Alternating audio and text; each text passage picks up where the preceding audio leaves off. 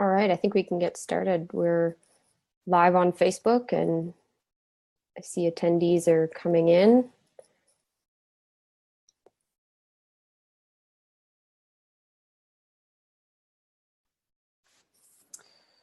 All right, hello everyone, and thank you for joining us today, and welcome to Boost Your Social and Environmental Impact by Supporting Small-Scale Farmers. My name is Ryan Zinn, and I am the Director of Grow Ahead, and I also serve as the Organic and Fair Trade Coordinator for Dr. Bronner's Magic Soaps. Before we get started, I just want to check in with the folks on Zoom. If everybody can hear me okay, please let me know if there's any issues. Similarly, if as we are live on Facebook, if everybody can hear me there and we are transmitting live and direct, please let us know. All right, so I want to give a little bit of background about this webinar today. So new market research shows that consumers are increasingly willing to pay more to support brands that demonstrate environmentally and socially responsible business practices. Brands can do a number of things to boost their social and environmental impact, including supporting small-scale farmers and their value network. According to a recent report, investments in small-scale sustainable agriculture is the most effective and efficient way to reduce hunger and poverty. Despite these facts, only a small portion of government and development support goes to agriculture.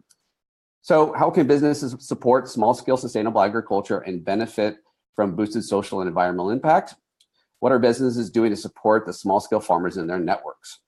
So before we get started, I want to go over a few housekeeping items. First, if you like, please post questions in the chat, or if you're tuning in via Facebook Live, you can post them in as a comment. We'll have about 10 minutes or so at the end to cover questions that we will pitch out to our three panelists.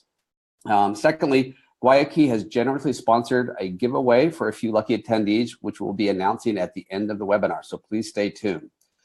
All right, and without further ado, I would like to introduce our first speaker, Eric J. Pierce. Eric is a strategic marketing and market research professional who brings business management experience and consumer behavior perspectives to his work. At the New Hope Network, Eric and his colleagues sit at the forefront of the natural products industry. They are well positioned to identify the cultural forces and trends creating opportunity in this exciting and evolving marketplace. Together, we help companies, large and small, prioritize and take advantage of the opportunities in the evolving food economy. Today, he will be talking about regenerative agriculture, the brand opportunity. So Eric, please take it away. Fabulous. Thanks, everyone. Ryan, Gretchen, Alexandra, thanks everyone for joining us for this session as well.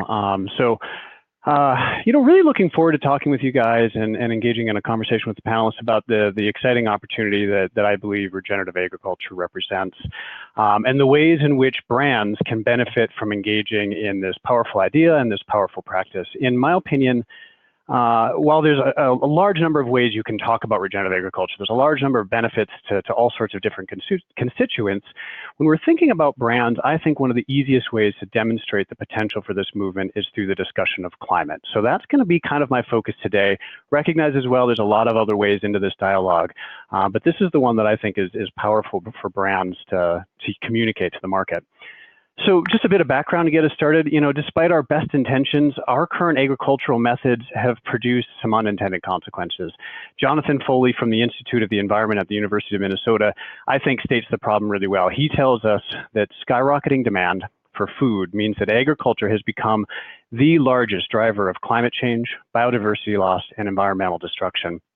70 years ago, Norman Borlaug's Green Revolution really did seek to increase food security around the world. The Green Revolution's mix, however, of high-yield, disease-resistant crops and modern chemical-intensive agriculture were well-intended and designed to solve the very real problems of feeding a growing population and solving for food insecurity. However, 70 years later, we're beginning to realize and recognize the unintended consequences of this approach to agriculture and our modern agricultural system, including challenges caused by this system like climate implications, the loss of biodiversity, polluted waterways, water shortages, nutrient-depleted soils, and topsoil loss, among many others.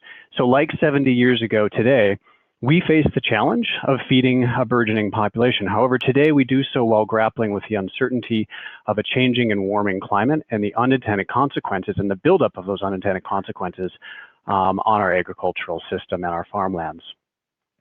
I first heard this idea from Paul Hawken. If you're not familiar with him, take a look. He's done some incredible work in the space. But in the context of climate change, agriculture is villain, victim, and potential solution. There is no doubt that our farmers want to be good stewards of their lands, regardless of what methods they're using. Their livelihoods, their families, their futures depend on it. Yet, to many farmers and observers, it's become clear over the years that our systems really aren't working as well as they could.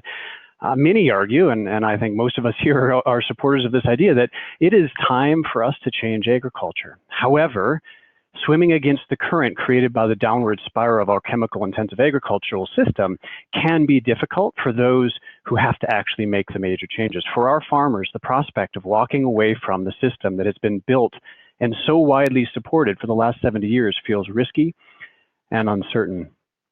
If today's prominent agricultural systems are contributing to so much environmental and climate destruction, then how can they potentially be part of the solution, right? They're villain in the sense that many of the practices we've used have caused so much damage. They're victim in the sense that our farmers have to deal with the consequences of climate change.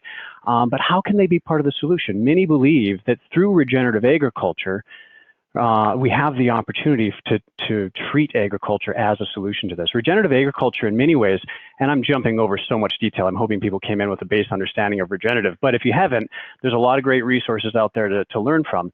But regenerative agriculture is really seen as a win for everyone involved. From a climate perspective, you know, we have the opportunity to sequester carbon deep in our soils. We have the opportunity to protect biodiversity and regrow biodiversity and to reduce water pollution, among many other things. For our farmers, we can help them reduce their input costs, grow healthy soil, and hopefully give them access to premium markets to support their businesses. From the consumer perspective, we have the opportunity to grow greater nutrient density in the foods that we feed to consumers and that our consumers eat. We have the opportunity to experience better tasting food and to reduce our exposure to chemical inputs from our agricultural process. And I think most compelling today that I want to talk about is the manufacturer and retailer benefits, right? I think regenerative agriculture, because of some cultural shifts we'll talk about in just a minute, helps brands, retailers and brands, demonstrate their values, to differentiate their brand on a topic of growing importance to consumers and to build trust in the marketplace. The convergence, the exciting thing, have I said that 3 times already? I may have. The convergence of several cultural shifts really do present an exciting opportunity, right? Consumer culture is shifting. It's not hard to find any number of articles out there sharing that. We'll share some data with you in just a minute, but growing consumer awareness and growing consumer consciousness is driving increased engagement in how consumers become aware of, consider, and choose which brands they purchase and bring into their lives. With this, we're seeing consumers realize their economic power, right? They're realizing that they are empowered to make votes every time they go to the grocery store. They are empowered by their new awareness, by increased transparency and access and ease of access to information, and they're beginning to realize that they can vote with nearly every dollar they spend. When we think about that at our grocery stores, there's huge opportunity. Simultaneously, we're seeing concerns about climate change penetrate the majority of consumers' consciousness. We have an exciting opportunity, I would say today, to connect climate concern to consumerism, right? And the food that we grow, manufacture, sell, and eat. We have an exciting opportunity to link consumerism to regenerative agriculture and climate action through our brands.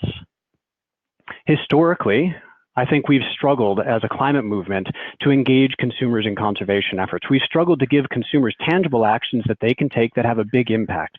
Regenerative agriculture can change that. Together, agriculture and consumer packaged goods represent a powerful new entry point to the conversation about climate. Today, we can differentiate our brands. We can engage consumers in a meaningful loyalty building manner by showing consumers that the purchases they make every day at the grocery store can help funnel trillions of dollars in the US alone, trillions of dollars a year into climate action, right? Our current political environment, I don't believe, is going to change the marketplace. It has the power to change the marketplace, but in the short term, I don't believe the political environment is going to shape things.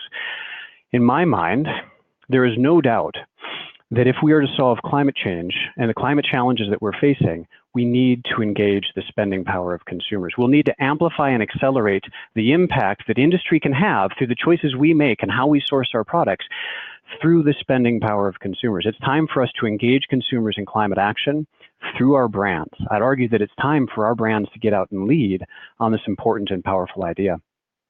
The exciting thing is, for those who are thinking about, can I lead? Should I lead? Is this really the right time? I believe, and I think the data on the next couple pages will show that the marketplace is ready. The market is becoming more responsible, right? So the data on this page and the pages ahead came from a recent study that New Hope did among 1,000 US consumers who were carefully drawn to be representative of the entire US population. So we're not just talking about the food forward, progressive, natural, or organic shopper here. This is representative of the whole US population. When we cut the data by generation, boomers versus Xers and millennials, what we begin to see is a marketplace evolving, right? If our boomer generation represents the dominant perspective of yesterday, our millennials kind of tell us where we've been fairly recently and where we might be today. Our millennials begin to show us where the marketplace is headed. We begin to see a pretty consistent trend line across all of these metrics that show us where the market is going. Here again, we see the marketplace becoming more responsible. There is a 23-point difference between boomers and millennials on millennials' belief that consumption is an ethical decision, one that requires some kind of moral decision making. We see a 37-point difference between boomers and millennials on their willingness to pay more for responsibly produced foods, right? In some ways, what we're seeing from this data is that no longer is consumption a passive acquisition of stuff like it was in the 80s and 90s, right? Increasingly, consumers are seeing buying as an act that impacts others, and that one that requires more conscious or maybe even ethical decision making. Following on these observations, we see that social and environmental issues resonate in a way that is much stronger than it has been in decades past. So while the boomer and the Xer generations may have been the ones that created the momentum behind the social and environmental issues that we're all so familiar and connected to today, it's the millennial consumer that is going to drive these issues deeper into commerce. And I don't want to create stereotypes or reinforce stereotypes, but these trend lines are really compelling and clear, and they suggest that all the work that has been done over the last 40 or more years to advance the causes, to advance these issues, is taking hold, is accelerating, and is now at a point where there really is an opportunity to reset our expectations and to begin asking consumers to engage with us in responsible action. We see here 60% of millennials, that's about a 30-point difference, again, versus our boomers, on their willingness to pay for environmentally and socially responsible brands and products. These are powerful statistics, right? We see as well that today consumers are engaging more deeply in their food, right? That's the basis for a lot of this. We see 73% of millennials value how their food was grown and who made it. 71% are willing to pay more for high quality ingredients. Consumers are engaging in the stories of our brands, but they're also engaging in the stories of where their food came from. As a result, we're seeing an increasing number of brands that are being built based upon their supply chain stories, right? Brands that are being built and differentiated based on the values, the integrity, and the responsibility in sourcing and manufacturing for their brands. This is exciting stuff, especially when we think back about what the potential is for regenerative agriculture at the brand level, right? Our research also reveals that regenerative agriculture is a powerful idea that resonates with consumers. This is not a concept, this is not an idea that has yet reached deep into the consumer consciousness, right? They don't know, the average consumer doesn't know what regenerative agriculture is. In this survey of 1,000 US consumers, we're seeing that climate matters more than ever, right? Most have never heard the term, but when we introduce the term in a simple sentence or two, telling them about regenerative agriculture and the power that it might have to help sequester carbon in our soils and maybe mitigate or reverse climate change, consumers are interested. We see here 59% are willing to pay more for products grown with regenerative agricultural practices. And this is just based on a simple introduction to the idea. We can do a lot more by going deeper with consumers. So our consumers are ready, right? Our consumers are ready. We see that there's an opportunity for brands in this space, but what about our farmers? Are our farmers willing to engage? The good news is yes, a significant number of farmers can be motivated to act. The data on this page is drawn from a survey that we did recently in partnership with Kiss the Ground, but also Penton Agriculture, who does publications to general agricultural market here in the US. This is US-based data from US farmers, but we asked farmers, right? If we told you that food grown using regenerative agricultural practices could pull carbon out of the air and help reverse climate change, would you believe them? And would you consider changing or shifting your production methods? 52% of farmers, again, this is not necessarily organic or progressive farmers, this is just a representative set of US farmers, 52% said that they would believe and either shift or consider shifting their production methods, right? But it's easy to say. Of course, our farmers need a lot of support and assistance in order to be able to do this. They need to see proof in many ways that there's marketplace demand and that the practices are going to work for them. They need to see proof that we can support them in the process. So regenerative agriculture offers a lot of benefits for farmers and for farms, right? But as we mentioned before, transitioning will be perceived by many of them as risky, and the effort needed to transform their practices may feel really daunting and intimidating. We're going to need, as an industry, to help build the demand so that they will shift their production methods. Demonstration will be needed to convert some of our farmers, right? Our survey revealed that we can motivate farmers, but to do so, we need to do some of the things on this page, right? We need to help demonstrate profitability, so we probably need more research about farming techniques and helping people to adapt. We need to show them strong yields and the potential of these techniques to contribute to yields for them. Help them see that there is an opportunity to reduce their input costs on the farm, but also to help build and demonstrate marketplace demand and to support them during a transition, for example, through multi-year contracts. So we can motivate farmers to engage, but they're going to need our help in this process. If our farmers are to risk the transition, right, of their production methods, a robust reward must await. Healthier soils, lower input costs, decreased chemical exposure, all of these things might be rewarding enough for many to make the transition, but if we're going to scale this, I believe that we need a marketplace where these farmers can sell higher quality goods and where there would be an economic incentive for them to make the shift. So this is where our brands come in. Our brands must lead, right? We must create this opportunity. We have the most direct access to consumers, and I believe the most to gain from telling the story of regenerative agriculture. If we're going to harness the power of consumers, we have to get out in front as brands and lead in this process. We all saw earlier that consumers were motivated. We saw that we could hopefully motivate farmers.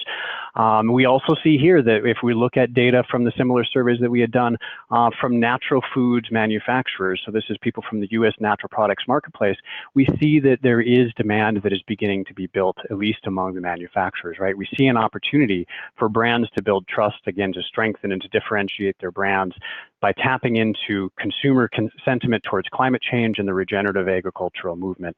Today, when we ask manufacturers what they see as the potential benefits of this, 65% immediately said and saw very easily that this would give them an opportunity to express their interest.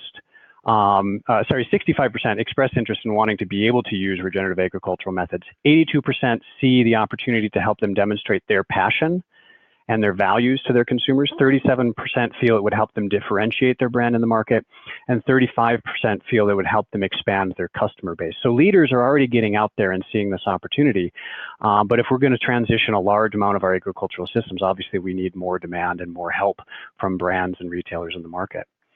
So as I begin to wrap up, some suggestions on how your brand can help. Where do you start? Just a list of things here, but I'd ask you guys to be curious, ask questions, engage and explore, right? Learn about regenerative agriculture. A great place to start is the recently published Kiss the Ground book, but there's a lot more that can be explored as well. Share what you learn with others. Help spread the movement.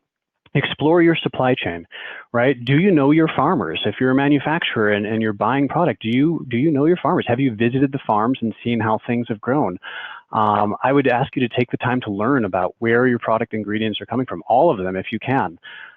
Consider buying direct from farmers, right? Consumers want to know where their food comes from, but farmers are also really value knowing who they're feeding, right? With all the effort they put into growing product. Consider building a relationship with and buying direct from farmers. Not all products are going to allow, there's a lot of processing that needs to happen on certain products, but where and when you can, consider buying direct.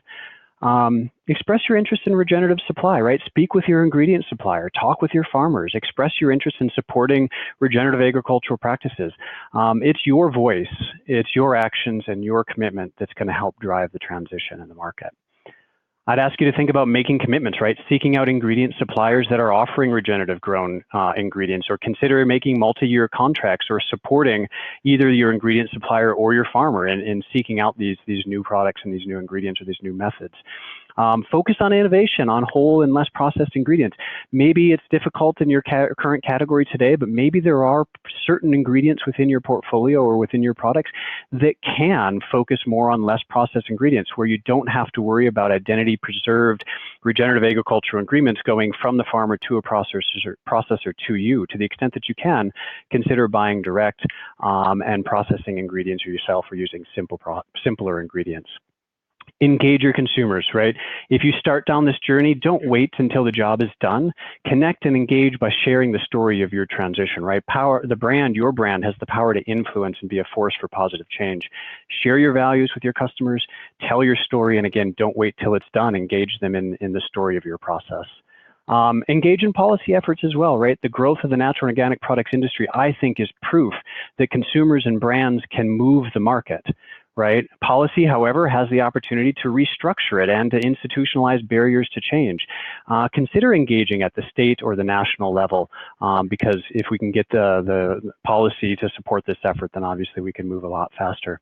And finally, I'd say engage with industry leaders, those here on the phone today, and this list of other great industry leaders. Get out in front and lead yourself.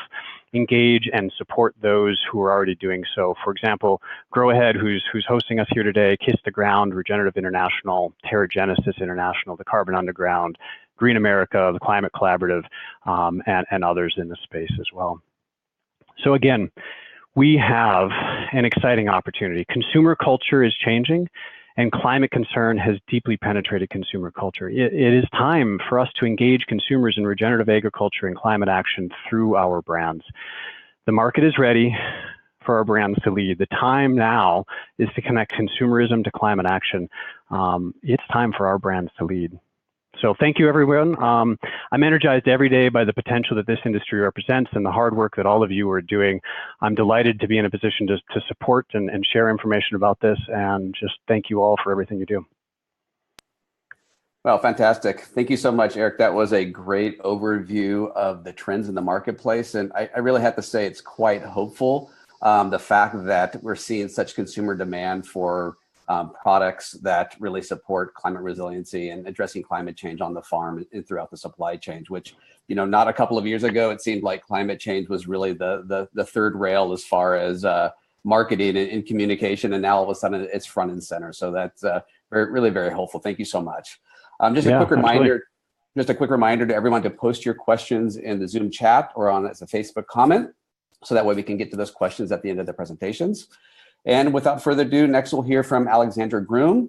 Alexandra is the program coordinator at Grow Ahead, an online lending and funding platform geared towards supporting small-scale farmers address the challenge of climate change in their communities. She has spent the last 5 years working in sustainable development in the nonprofit sector. Alex is inspired by initiatives that build climate resilience, regenerate local economies, and restore ecosystems. She is also the co-founder of Regeneration Canada. Take it away, Alex.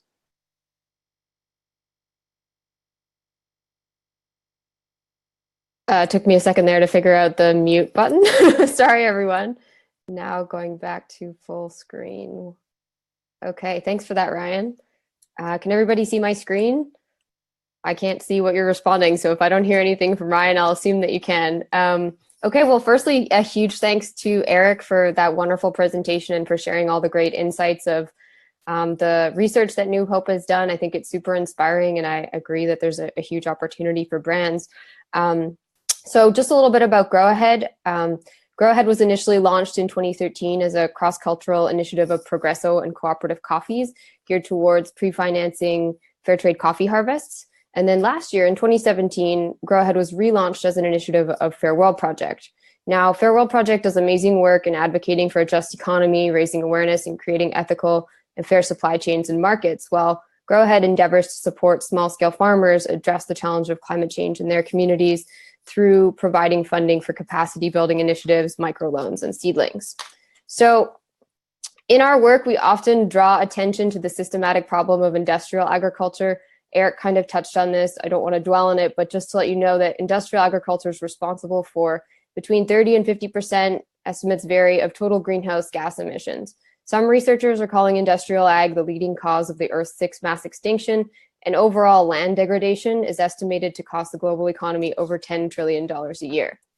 But what we like to draw even more attention to is the opportunity this presents. So agriculture doesn't have to be a leading cause of climate change. In fact, it represents one of the greatest climate solutions. 10 of the top 20 climate solutions identified by Project Drawdown are agriculture and land use based.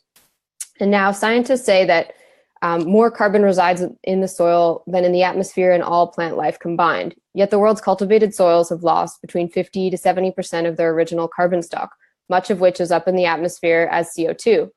So storing carbon in the soil is simple. It's simply a matter of returning it where it came from. And it comes with all sorts of co-benefits that I'm not going to get into today because I could go on all day, but it begs the question, if the solution's in the soil, then who are the stewards of our soils and how can we support them restore our soils? One of the things that's often overlooked is the very important role that small-scale farmers play in nourishing the world and tackling climate change. There are more than 500 million small farms, and they produce over 70% of the world's food on just 1/4 of the Earth's farmland. That's amazing. So small-scale farmers in the global south also produce more than 80% of essential nutrients, according to the University of Minnesota. They're more or less the backbone of world food security. And not only that, small-scale farmers and pastoralists could sequester a significant amount of CO2 by switching to widely available, inexpensive, regenerative organic land management practices that build soil carbon. While agriculture is this great climate solution, there's also a need to make agriculture climate resilient and support farmers in this endeavor. This is really one of the great challenges of our time. We're already seeing climate change impact agricultural land all over the world. According to a recent report by the More and Better Network, investments in small-scale sustainable agriculture are the most efficient way to reduce hunger and poverty. But despite these facts, only a very small percentage of government and development money actually goes to supporting agriculture efforts. So it's clear that there's an urgent need to stand in solidarity with the world's most important allies in a food secure future. If we really hope to confront climate change, we need to form strong alliances with small-scale farmers globally. Now, around the world, small-scale farmers are standing together, but in order to create an economy that's fair for all, they need us to stand with them. So Grow Ahead endeavors to support and stand with small-scale farmers as they address the challenge of climate change in their communities by crowdfunding for farmer-driven climate resilience projects and regenerative ag projects.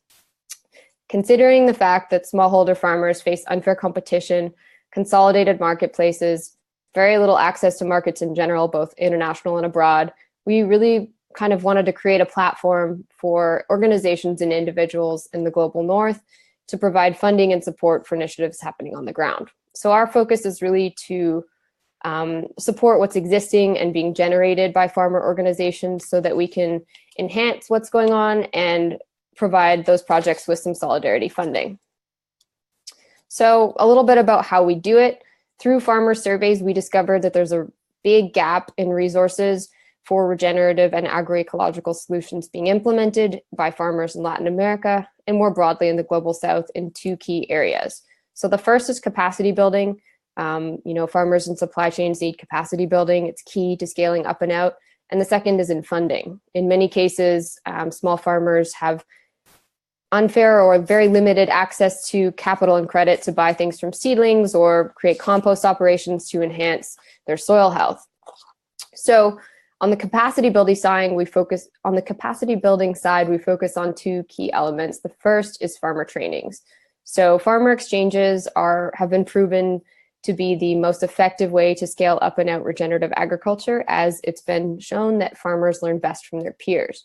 So this movement of farmer-to-farmer exchanges really emerged in the 1970s from Latin America, and it's already since then fueled the training of thousands, if not tens of thousands of farmers all over the world by facilitating the exchange of practical experiences and best practices. So far, we've had a lot of success in this area, crowdfunding for 2 farmer-to-farmer exchanges so far, and we have a lot more in the works for this year that we're really excited to announce.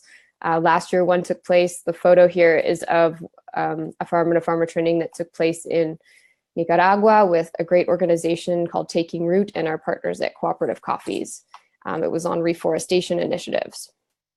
The second capacity building element that we focus on is to support scholarships for women smallholder farmers by providing funding for agroecology scholarships. So just a few stats here about how important women farmers are. According to Project Drawdown, on average, women in developing countries make up over 40% of the labor force and produce 60 to 80% of food crops. And if all women smallholders had equal access to resources, their farm yields would rise by 20 to 30%, and up to 150 million people wouldn't be hungry anymore. So closing this gender gap is something that we see as super important. It can improve the lives of women, their families, their communities, and we really see focusing on building the capacity of kind of trainers or farm leaders. This can have a multiplier effect and spread knowledge even further than we'd hoped. So far, we've supported about 10 scholarships for people to attend an organic farming training in Honduras, and this year we're looking to scale that up. The first funding element that we focus on is microloans. So one thing, as I kind of mentioned earlier, that we noticed is that farmer organizations lack the capital and financing to be able to implement projects that can really boost their climate resiliency in their communities. So for example, taking another Project Drawdown example, 1 hectare of dynamic agroforestry can cost around $1,000 per hectare to implement. And so this upfront cost is really something that we'd like to be able to facilitate at reasonable rates for organizations in order to boost their climate resiliency.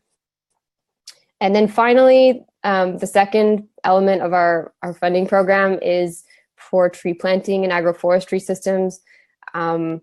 Deforestation for agricultural expansion is responsible for anywhere between 15 to 18% of global greenhouse gas emissions, while agroforestry is this solution that works for farmers on the planet.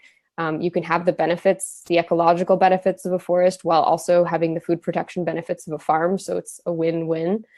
And so we, through this program, partner with smallholder farmer organizations to plant trees in agroforestry systems. And we're super excited to announce that our first partnership is with a great cooperative in Peru called Norandino. And we're working with them and a few other partners to raise funds to develop an agroforest. Well, they're going to be replanting trees, a variety of different trees in an agroforestry model in a region that was hit really hard by La Roya. And as well as developing a compost operation to kickstart this process and really boost the health of their soil. And then I just wanted to point out a really great video. If you're new to agroforestry and you want to learn more about it, it lives on our tree planting page on our website, growahead.org/planttrees. It's called Life in Syntropy, and this is just such a fantastic example of the powerful effects that agroforestry projects can have. And it's really our hope that by providing funding for seedlings, that more of these projects can flourish and begin to inspire others and really build momentum for the regenerative agriculture movement. So our approach at Grow Ahead is really the realization that we're a small organization. Our goal is to fund and support who we would consider to be pollinators. So in the same way that a bee would go around and support hundreds, if not thousands of farms, our goal is to support farmers and farm organizations that'll scale out and pollinate all these great climate resilient solutions in their communities. Okay, so now that we kind of have a pretty in-depth understanding about why we should stand with small-scale farmers, why should businesses be interested? And aside from all the amazing reasons, all of the amazing reasons that Eric shared earlier, I wanted to point out two ones that I think are pretty critical and really stand out. One, because climate change is already impacting companies' overseas operations and supply chains, and this is only going to expect it to worsen. And this is coming from a report by the US Department of Defense on the security implications of climate change. So invest in resilience, invest in soil. Regenerative biodiverse farms are more resilient in face of climate change. It's really a win-win for everyone. And then second, just re-emphasizing what Eric said earlier, sustainability, and I would argue beyond sustainability, is becoming an imperative for business. There's no other way. So according to a report and a study conducted by Unilever last year, sustainable goods represent a potential untapped opportunity of over 1.2 trillion US dollars. And I found it really interesting because of Unilever's hundreds of brands, the 3, Hellmann's, Dove, and Ben & Jerry's, that have integrated sustainability into their company bottom line and messaging, those are the companies that are driving nearly half of the company's growth. Collectively, they're growing 30% quicker than the rest of the businesses. So I just think there's a huge opportunity here to not only do good, but have good business. So finally, how to get involved. So we believe really one of the key successes to initiatives like Grow Ahead is collaboration. So we're looking to partner, and we are currently partnering with ethical businesses as they hope to enhance and develop ethical supply chains. So we look to partner with businesses that are ready to take action, whether it's supporting farmers and educating consumers in their network, in setting or making commitments with great initiatives like the Climate Collaborative. And then in terms of applying for funding, we are looking to partner with organizations, primarily smallholder farmer organizations, and particularly those who work in the fair trade sphere. So from our stance, it's regenerative practices aren't just about building soil, it's really about building social capital as well. And we want to make sure any improvement that we have on the environmental side also helps build communities. So please visit our webpage for opportunities to apply for funding. We just started accepting applications for agroecology scholarships today. And then, of course, if you're an individual, please check out our website for opportunities to contribute to campaigns or just help spread the word. That's really the best way to get involved. And then, yeah, just a huge thank you. These are some of our partners that we've partnered with so far on several campaigns. And yeah, I just appreciate the opportunity to share with you all today. Thanks to Gretchen and Ryan and Eric and to everybody who's listening in. Looking forward to the discussion and Q&A. Great, Alex. Thank you so much. That was a fantastic overview of all the opportunities that both individuals and companies and organizations have to actually, get involved at the ground level and have an impact in terms of really bolstering climate resilience at the farm level. So thank you very much. Just a quick reminder to everyone, make sure you post your questions in the Zoom chat or Facebook comment space so that we can have these at the end of the presentations. And don't forget, at the end of the webinar, we will also be giving away prizes from Guayaquil, so please stay tuned. All right, up next, we will be hearing from Gretchen Graney. Gretchen is the Regeneration and Sustainability Cebadora at Guayaquil. She has directed sustainability and corporate giving for natural companies for years. Prior experience includes volunteering at Napa wineries, managing an environmental conservation nonprofit, environmental consulting, and eco-psychology. Gretchen is an advocate for personal ecological regeneration as a solution to reversing climate change. Gretchen will be talking about how Guayaquil's yerba mate regenerates the rainforest and indigenous people's livelihoods. So please, Gretchen, take it away. Thank you. Welcome, everyone. It's really a privilege to talk to you, and thank you for joining us today. And thank you, Eric and Alex. So Eric said it's time for brands to lead. So now I'm going to tell you a story about a brand, Guayaquil. And it's really a story about small-scale farmers as well. So Guayaquil is a mission-driven brand that makes organic yerba mate beverages in cans, bottles, and bags. If you don't know, yerba mate is a caffeinated drink that is popular in South America. And Guayaquil was founded in 1996 by two university buddies at Cal Poly, Alex Pryor, an international student from Argentina, first introduced yerba mate in a gourd to native Californian David Carr, and the two became fast friends. David was struck by the spirit and camaraderie of the mate gourd sharing ritual, as well as the euphoric lift that yerba mate gives you compared to coffee. And this seeded a business idea. So Alex and David, along with three other friends who helped launch the company, set out in RVs and VWs to share the yerba mate culture across the United States while taking time to surf, bike, and play together. So Guayaquil grew out of great friendship and a holistic lifestyle and love for nature and adventure. And its business model and practices became philosophically aligned with this spirit. And more surprisingly, it remains so today. Guayaquil's mission became to steward and restore 200,000 acres of South American Atlantic rainforest and create over 1,000 living wage jobs by 2020.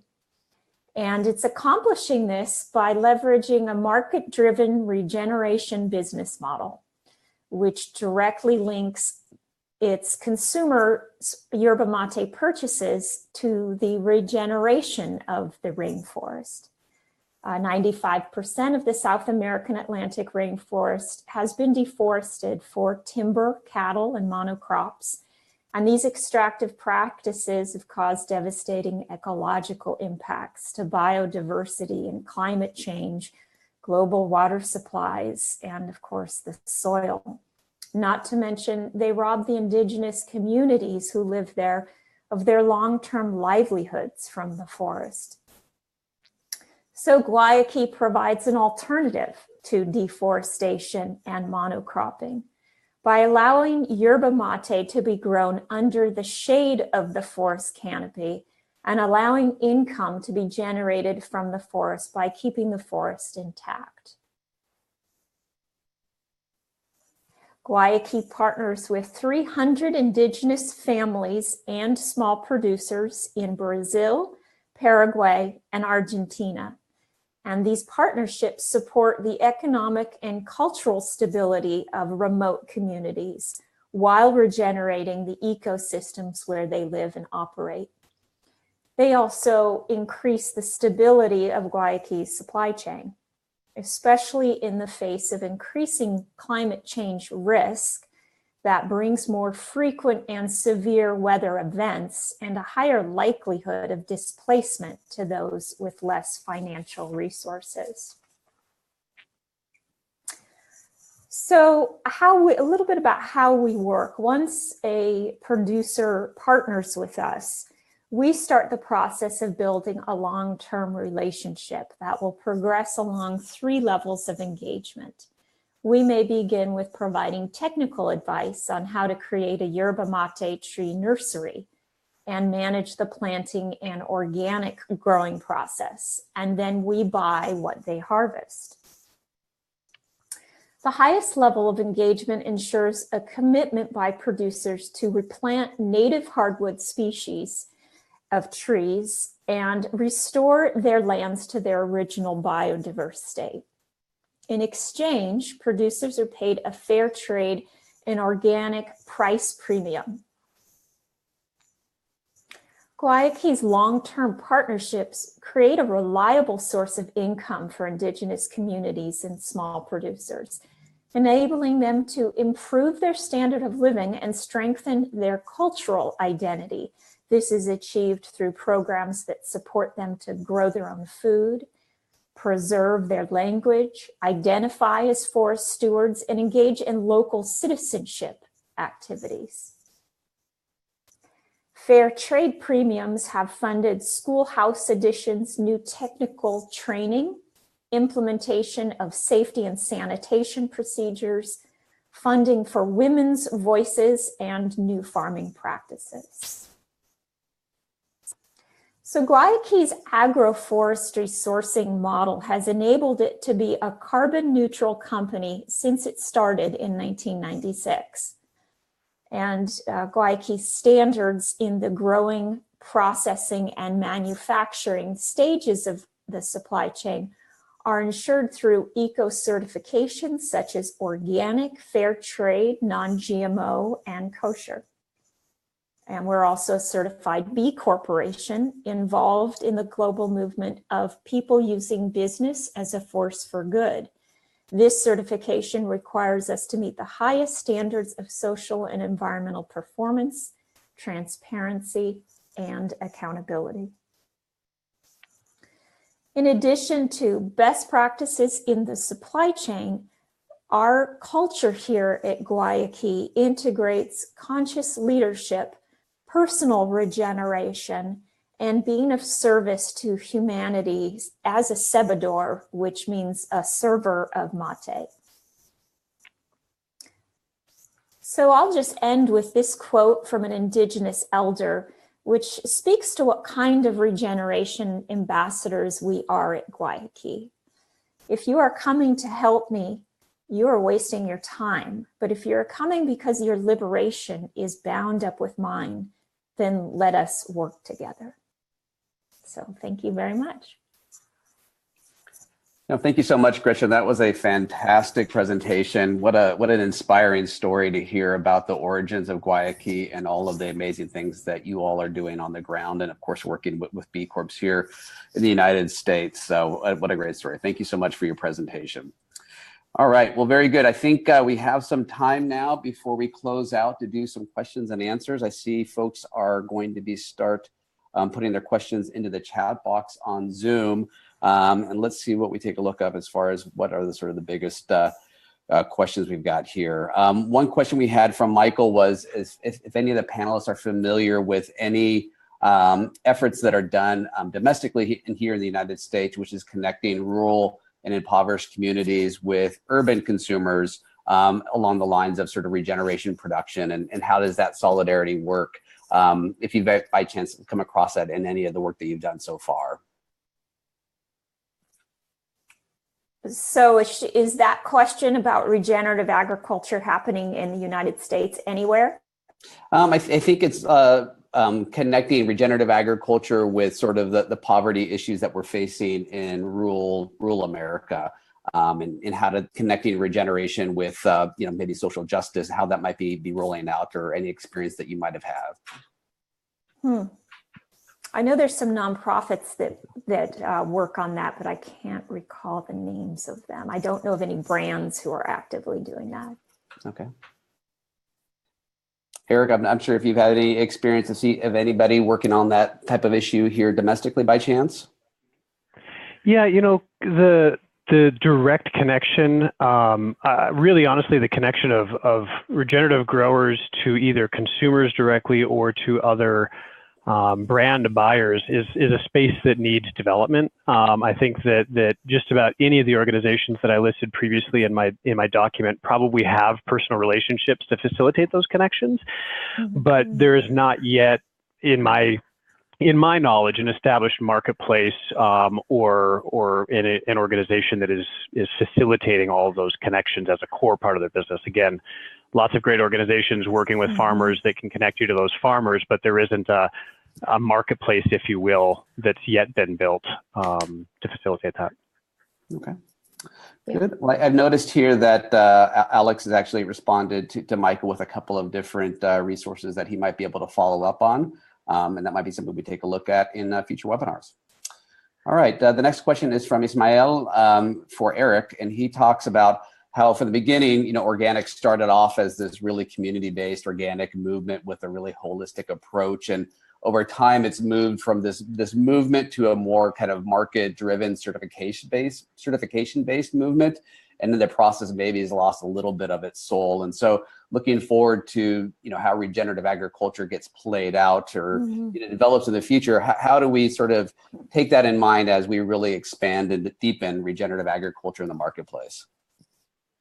Yeah, there's a lot there, and I think there are somewhat differing opinions. To me, I think there's a few things I'd love to see as this movement grows. I'd love to see it remain, a handful of things. I think we need to plant a very clear flag out on the horizon that says this is the ideal standard that we'd love to achieve, and work is being done, I believe, to plant that flag by Dr. Bonners and others with the organic regenerative certification. I also think we need to work really hard to make sure that there is a clear pathway for agricultural producers who are working towards that ideal but may not reach that ideal, in an immediate time period, and that might start with talking about methods and or observations that one can make at the farm level that support one's transition, say, maybe starting at conservation agriculture and moving towards that endpoint. So I want to make sure that the movement remains open and inclusive enough to allow people to transition without barriers. And I personally would love to see a focus on outcomes as opposed to methods, simply because farmers need the flexibility to adapt their agricultural methods to their own climate and soil conditions. And I hope that I don't think it's the only solution, but if we can focus on outcomes as opposed to methods, I think we give farmers the flexibility to work within their ecosystem. All right, very good. I hope that answered. Yeah, no, I think that was really good. I don't know, Alex or Gretchen, do you have any comments on that topic specifically? I don't. I think Eric said it well. Yeah, I agree. Eric, I think you covered it. All right, very good. All right, well, the next question we have here is for Alex, also from Ismail. He's a very active Q&A-er. So the big question here is, what's the role that regenerative agriculture should play in political issues? And so what can we expect in terms of government aid for promoting regenerative agriculture at the farm level? And do you think this should be a bigger part of the discussion on policy levels as it relates to supporting this transition to regenerative agriculture? Absolutely. Get involved in the Farm Bill. I mean, we're subsidizing other crops right now. So how about subsidizing regenerative agriculture instead of soy and corn and, all of that? So yeah, it's definitely a political issue. Very important, certainly here in the United States, that the Farm Bill is really the main vehicle for addressing farm policy. Alex, I know you've done some work at the international level at the United Nations Conference of Parties. Do you see there being any room there for implementing any policies or in any other sector? Yeah, there's a really great initiative started by the French government called the 4 per 1,000 initiative. It's a voluntary initiative, but I do think it's inspiring. I mean, I think last year at the climate summit in Germany, there was like up to 50 agriculture ministers from all over the world learning about healthy soils and the need to, restore carbon in soils. So I think that initiative has a lot of potential and is making strides in the right direction. But even at the state level, there's a number of states leading in this. I'll share an article with everybody in the Zoom chat here in a second about some states that are taking leadership in this. Maryland is developing the Maryland Healthy Soils Program. You see that in California, Massachusetts, New York, even Vermont. So I do think at the state level, we're seeing a lot of progress, but there's definitely a ton of room for improvement. And I'm totally with you, Gretchen, that we need to be subsidizing regenerative practices and providing those financial incentives and support at the government level. Eric, I know you also mentioned some of these policy considerations to really deepen and expand regenerative agriculture. Is there anything in particular that you've seen that you're especially excited about, or you think has some of the most potential? Yeah, I'm not super close to the policy side of this, so I would encourage people to get engaged and to look. Soilsolutions.org, that might be the link you're talking about, Alex, that you shared with me, has a great list of locals, ways in which people can engage. I'd ask people to look at LandCorp, Center for Food Safety and Soil for Climate, also for inspiration on ways to engage. I'd also suggest that just as a movement in general, we be really smart and thoughtful about the best way to engage in the right messaging, right? I think when we talk about regenerative agriculture within the movement, it's really easy to talk about climate change and all these other wonderful benefits.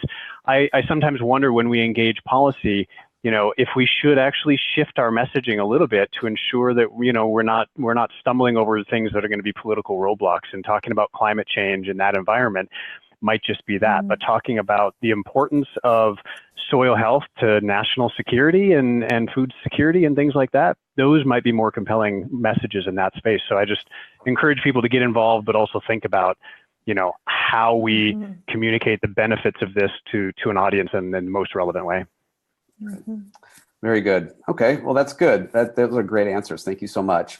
The next question we have here is from Marcela. She's got a question about the role that carbon markets could play, especially as regenerative agriculture really builds up soil health and in particular soil organic matter. So the question is do any of you see any role that this could play to either fund the transition to regenerative agriculture, or have you come across it in your operations, either in terms of raising funds for smallholders, funding your supply chains at Guayaquil, or Eric, have you seen this as any brands tackling this as an opportunity to really build value at the local level? Well, it's happening in California. I mean, Jerry Brown in the PASA Healthy Soils Initiative and is funding carbon farming on Bureau of Land Management lands, or correct me if I'm wrong, Alex, with carbon tax funds. So that's already a model that's happening. And I think they want to scale that model to the rest of the United States. I don't know what, I see Marcella's question. I don't know what a carbon bond is, but. So there's a couple of carbon markets internationally where companies can trade the carbon credits basically through carbon sequestration. And so in many cases, it's some of the maybe larger companies that have the resources to actually have verified carbon bonds basically. And it usually involves an audit to ensure what is happening on the ground, in fact, is actually sequestering carbon. So there's been some discussion about this in different quote unquote regenerative circles in the past, but I'm curious if anybody else has had any experience in the carbon market, perhaps as a way to fund these activities or at least compensate producers for the work that they're doing. I mean, I can point to a few organizations who are, utilizing carbon markets to help support as an additional revenue stream for smallholder farmers. So Pure Projet is doing some fantastic work in that area. And then also I came across a distributor called Aosta, and they were utilizing the carbon market as a source of revenue to support their citrus farms in South Africa. Don't know if it was regenerative, but this is one, sort of potential avenue to create that other revenue stream. So I do think there's potential there, but it's not an area that I can provide much more insight in other than that. The other thing is, so with Projet, they provide carbon insetting opportunities for companies. And I just want to speak for a moment to that versus offsetting. So offsetting is when you buy verified carbon offsets through the marketplace, and it offsets the greenhouse gas emissions that is produced in your supply chain. And Guayaquil has really moved, well, they've never been in the offset business, but they've moved from that model to more of insetting, which is an agroforestry model. It actually offsets our greenhouse gas emissions within our supply chain. And I really promote that as a better model, because it's one thing to say, okay, we're going to maybe do a little bit, but basically business as usual, and then throw some money at some projects over here versus, let's get really serious about looking at our impact. And regenerative agriculture has the potential to completely, offset, in Guayaquil's case, all of our carbon emissions. And so we are carbon neutral. And I think that's a better model for companies when you can. I've posted out some of the resources that Alex talked about. Certainly Pure Projet has some background on carbon insetting there as an option for companies looking to address, emissions or sequestration in their supply chains. And so definitely check out their resources if you're more interested.